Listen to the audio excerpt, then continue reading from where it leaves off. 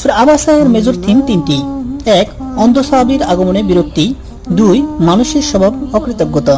3. নিজের সৃষ্টি রহস্য ও খাবারের দিকে মনোযোগ দেওয়ার উপদেশ। সূরা আবাসাকে তিনটি সেগমেন্টে ভাগ করা হয়েছে।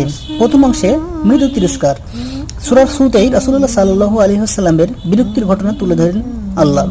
এরপর তার নবীকে জানিয়ে দেন এমনটা যেন আর কখনো না হয়। দ্বিতীয় অংশ জাগরণ ও সতর্কতা। মানুষের সৃষ্টি এক ফোঁটা বীর্য থেকে, তাই তার উচিত অহংকার না করে আল্লাহর অনুগত হওয়া, আর তা না হলে কপালে জুটবে পরকালের শাস্তি।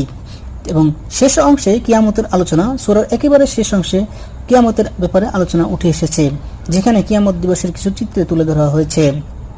ফজিলত: নবী করিম সাল্লাল্লাহু আলাইহি ওয়াসাল্লাম মাঝে মাঝে এক রাকাতেই একই রকমের দুটি সূরা তিলাওয়াত করতেন। এরকম এক জোড়া সূরা হলো সূরা আবাসা ও সূরা মুতাফফিফিন, যা তিনি এক রাকাতে তিলাওয়াত করতেন। আবু দাউদ 1396।